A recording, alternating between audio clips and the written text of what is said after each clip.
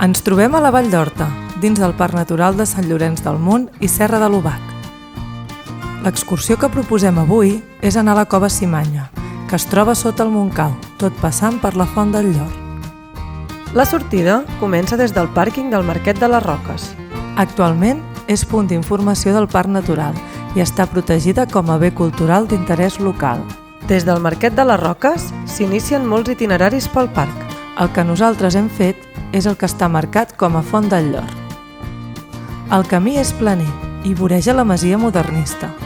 A poc anem enfilant en direcció a la font, passant pel costat de la riera i travessant un bosc frondós típicament mediterrani d'alzines, roures i pins. Aquest primer tram és molt agradable, una passejada sense dificultat. En pocs minuts arribem a les escales que ens duran a la font.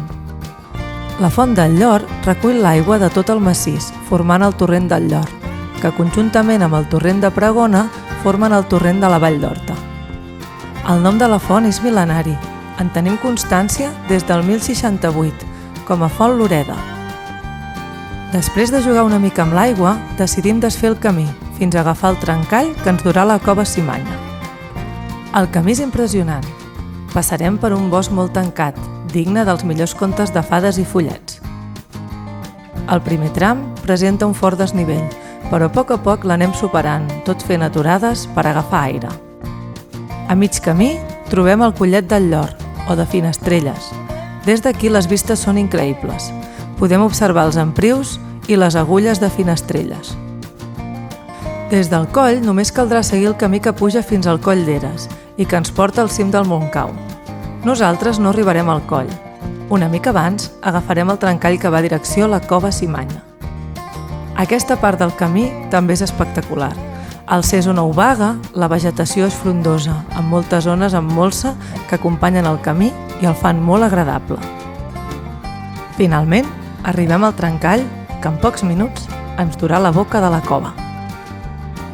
L'entrada no és de fàcil accés. Les roques mullades i la inclinació fan que s'hagi d'anar amb cura, però amb compte es pot pujar sense problema. Un cop a dins, és espectacular, immensa, amb moltes galeries.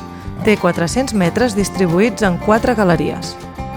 Recomanem portar una llanterna per poder copsar millor la magnitud de la cova. Per arribar fins a la cova també podem deixar el cotxe al Coll d'Estenalles. L'itinerari des d'aquí és més curt i menys exigent. Us deixem a la descripció els tracks dels 2 possibles recorreguts per visitar la cova. Des de la Cova Simanya ens acomiadem. Esperem que us hagi agradat. Fins a la propera sortida.